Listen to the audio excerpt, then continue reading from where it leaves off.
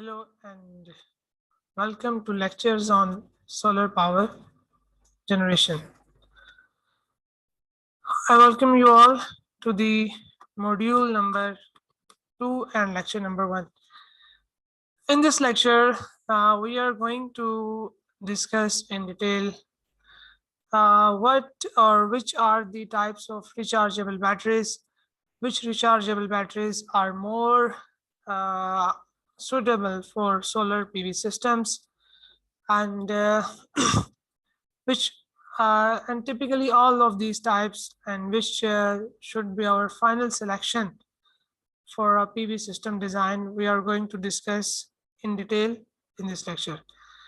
So let's first of all discuss with the types of the rechargeable batteries.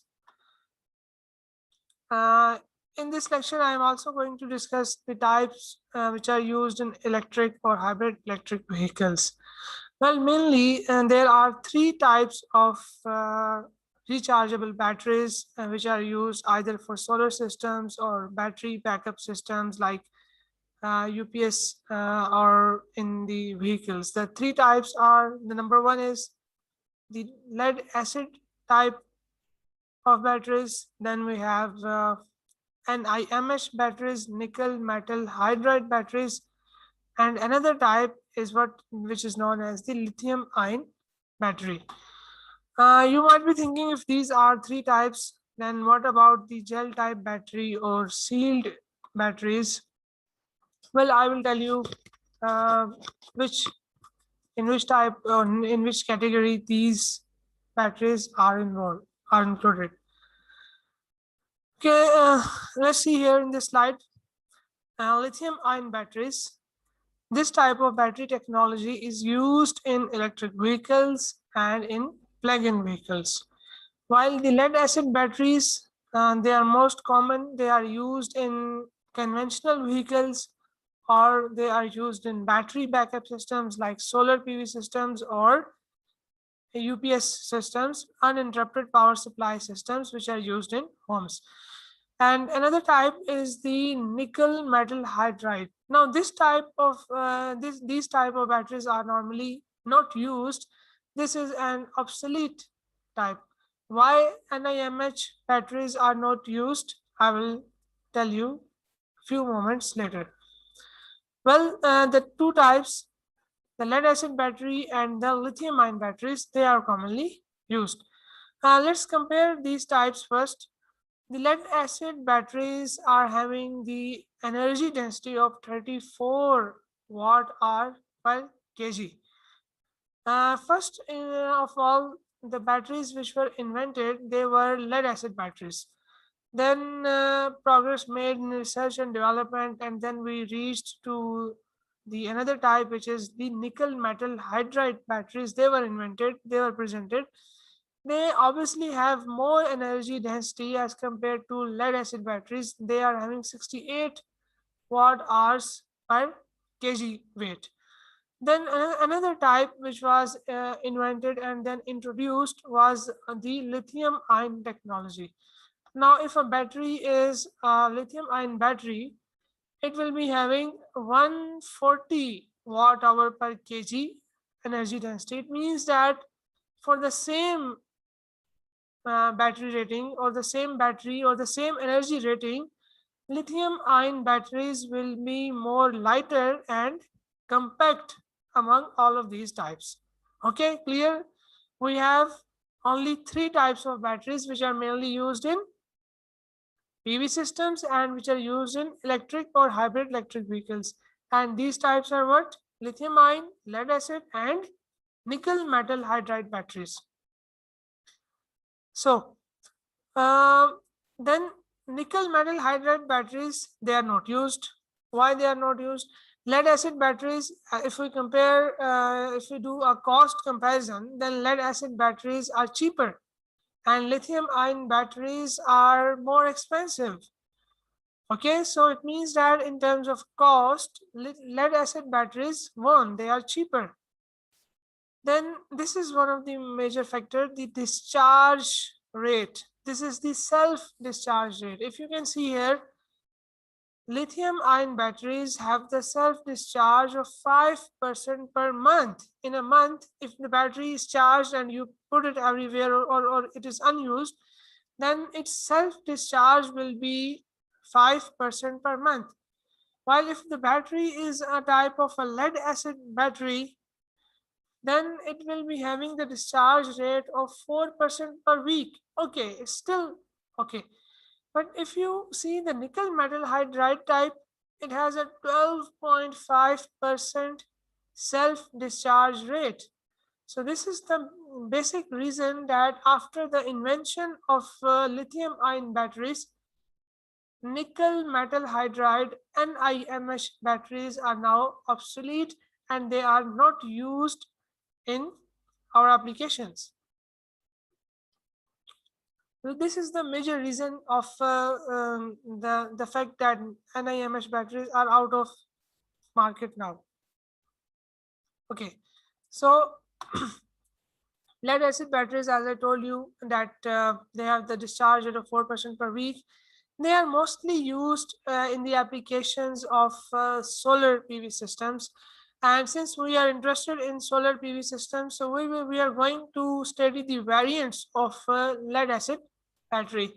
As far as lithium-ion batteries are concerned, there are different variants invented by different companies like Hyundai, Tesla, Toyota.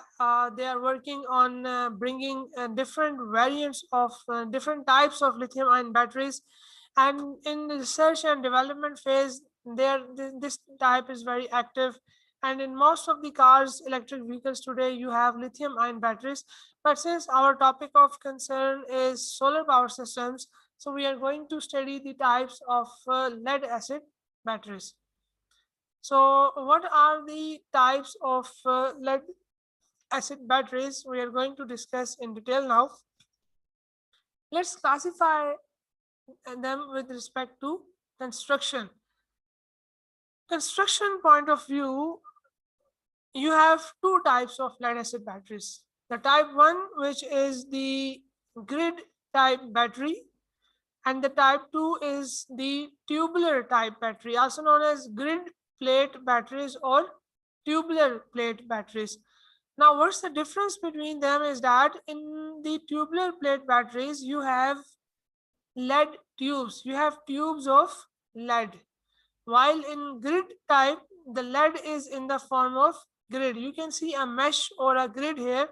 So this is what inside the grid plate batteries. And both of these batteries are available in the market. Okay, so with respect to construction, there are two types: grid plate battery or either the tubular plate batteries. You might be thinking, what are the drawbacks or advantages or pros and cons between these two types? Well, tubular plate batteries are most reliable batteries, and because of this construction, such type of batteries have 2 times more charge discharge cycles. Moreover, tubular plate batteries have 20 plus years service life. Okay, they are most reliable types of technologies. And what are the uses of tubular plate batteries? Tubular plate batteries are mostly found in powerhouses. In a powerhouse, you have another type of, let's say, if it is a steam power plant or coal-based power plant, or it is a wind-based power plant, or any other type of power plant, or hydro-based power plant. But in case of the failure of the main power source, then you need to power up the grid. You need to power up your powerhouse, your sensors, your appliances, your lights, etc. So there in powerhouses, you use tubular plate batteries because of their high service life. And what about the grid plate batteries in your homes, offices, or other backup power systems? The batteries used are actually the grid plate batteries, or for the solar power systems. Both of these types are now available in the market. Well, the tubular plate batteries are more expensive, but they are more reliable and have 2 times more discharge cycles. As I told you about grid plate batteries, they are most common and they are used almost everywhere. Now, let's have the general classification of lead acid battery. The number one, the first type is the flooded batteries. These batteries you might have seen in the market. The flooded batteries, they are also known as the wet battery. Here you have the caps, and you can fill in the acid if it is becoming, its level is down, then you can fill inside the acid. So this is the type of the flooded batteries, and they are also known as wet battery, and acid inside them is freely flowing acid. So this is the first type of lead acid battery. Then we have another type. This type is sealed lead acid battery. Now, this is the battery which is not sealed. You have access to what's inside. If you you seal these caps, then it becomes the sealed lead acid battery. Now, what is the difference? There is no access to what's inside. Now, manufacturers actually, now this is a kind of maintenance free battery. Now, manufacturer actually ensure that there is the sufficient amount of acid inside such that the chemical reaction sustained throughout the warranty period. That there is no need to refill the acid level, check the acid level of the battery. Manufacturers ensure that there is sufficient amount of acid in the battery. The image here is the wrong image, sealed lead acid battery. This image is of another type which is known as VRLA battery. Now, what we had a flooded battery. Okay, we did a modification. We sealed these caps, so it becomes the sealed lead acid battery. Now, if we add a valve here, and that valve here such that there is a safety, or you provide a space for the escape of hydrogen and oxygen gases which are produced during charging or discharging. If this valve is present, then that sealed lead acid battery will be known as VRLA battery, that is valve regulated lead acid battery. What is the difference between sealed lead acid battery and VRLA battery? There is a valve here for the safe escape. So whatever the sealed lead acid batteries you will be having in the market, if it is cheaper, then it means it has no valve. If it is expensive, it means it has a valve. Now, what is the need of valve? Valve is actually present in order to ensure that if the battery is operating under hot conditions, the environment is hot, then more gases are produced during charging and discharging. Then if there is no valve present, then battery may explode, and if the valve is present, then battery will not explode because of the safety purpose. So VRLA battery is the better kind of sealed lead acid battery. Now there comes another type which is known as the AGM battery. Now what we did, this is the sealed lead acid battery. It has acid inside, okay, and a valve. What we do, the acid is freely flowing inside. We place a mat inside. What we place? A mat. That is the AGM batteries. They are also known as the dry batteries. Here you have an absorbing glass mat. Now AGM is like a sponge which absorbs the acid electrolyte in it, and AGM is in contact with the lead cell which is present in the battery. Since it is a lead acid battery, but now this is a dry lead acid battery, acid is there inside, but acid is now absorbed in the sponge-like mat, also known as AGM, absorbing glass mat. Now, this type of technology is more efficient as compared to sealed lead acid battery. Okay, so this is another type, the type number 4, the AGM batteries. Now comes another type, which is the type number 5. Sorry, here it is written, mentioned type number 4, the gel batteries. Now, what is the gel battery? Now, gel battery is also a dry battery. Still, it is a lead acid battery. Why? Because now the electrolyte which is present inside the battery is in the form of gel. Now, this is a silica gel, and this electrolyte becomes, if you add silica as an additive, then electrolyte becomes, or it is transformed in the form of gel.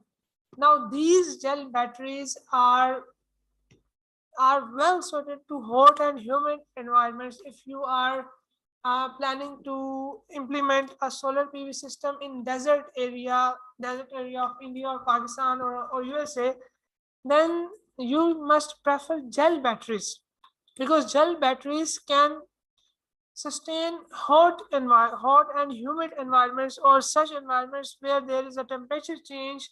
These gel batteries are well suited. Another thing is that gel batteries tend to charge quickly. They are much more efficient as compared to AGM batteries, and they have much longer life, but they are expensive. But what is the major drawback is that gel batteries are quite sensitive.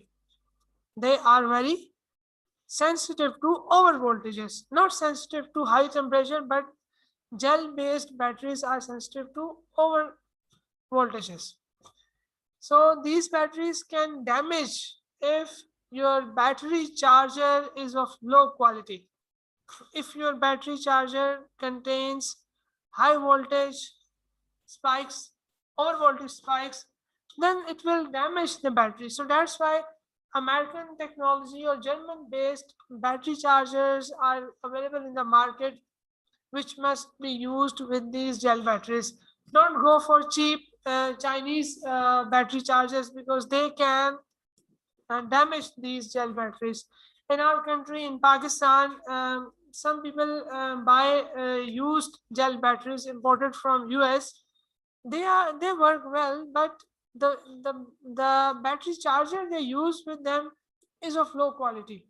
So what happens? Their gel battery gets damaged. So this is the 5th type of lead acid battery. Now there is another classification, the classification with respect to plates. What is meant by plate? Plate means the lead cell which is present in the battery. Now if a battery is like, it has thin plates and more in number, if a battery, someone says that this battery has large number of plates but plates are thin, then it means that this battery is made for vehicles, made for not made for electric or plug-in vehicles. This battery is made for conventional vehicles, for charging, for starting the car. This is actually the vehicle starter battery. Batteries with thin plates and more in number, more plates but they are thin, such batteries can provide high starting current. But the drawback is that such batteries have less number of charge discharge cycles. So these batteries are never suited for backup power systems. While if a battery has thick plates, but the number of plates are less, okay, we are actually talking about, let's say if you have a specific, for any specific rating, let's say the rating is 100 watt hour battery. If of that same rating you have two types, one battery has more plates and one battery has less number of plates, then it means that these plates are thick plates, then it means that this battery is for backup power systems. Also, this is a kind of deep cycle battery. Such batteries have more charge discharge cycles, but obviously these batteries cannot provide high starting currents, which thin plate batteries can provide. So whenever you go to market to purchase a battery for a backup system, be vigilant that you must buy a battery which has thick plates. Okay, never go for a thin plates battery. Let's say you are going to buy a battery of 100 ampere hour and 12 volts, and the shop owner say or sales representatives tells you that this one battery and that these are two same rated batteries, but one is having thin plates and one is having thick plates. Then decide at the moment, at the instant, that if this is a thick plate battery, then it is suited for the backup systems. If it is a thin plate battery, then it is best for starting the vehicle. So we have discussed three types of classification with respect to construction, with respect with a general classification, and classification with respect to plates. Now the question is, up till now you will be having the idea that which battery is best for solar PV systems. What do you think? We discussed tubular batteries or grid plate batteries. We discussed either it is a flooded battery or a sealed lead acid battery, or it is a AGM battery, or it is a gel battery. We discussed either the battery has thick plates or thin plates. Then which type you should go for? Well, for the solar PV systems, you should either go for either the tubular batteries or AGM batteries with thick plates. If it is a tubular battery, then there is no concept of thick or thin plate, because lead is in the form of tubes, and tubes are normally thicker. Or if it is or if you are going for the grid plate battery, then I recommend AGM batteries, not the gel batteries, indeed, because not all battery chargers are good available in the market. If you are going for a high-end system, either in the desert or any other, then you may go for gel batteries. But in under normal situations, AGM batteries with thick plates are well suited. Here you can see this is the tubular battery made by Inverex Solar Systems Technology. Now this is a tubular battery. This is the best battery for solar backup, for UPS, for any power backup. And here you have the AGM battery. Here it is mentioned AGM battery made by Volta. Now this battery has thick plates. Either go for this AGM battery or go for the tubular battery. I will not recommend that you use flooded lead acid battery for PV system, because of the fact that they are not much efficient as compared to AGM batteries. Well, the tubular batteries are obviously they are flooded batteries, but these are the tubular batteries. Okay, so either go for this tubular batteries or the AGM batteries for solar PV system. So I'm going to end up my this video here, and we will meet with a new topic in the next video.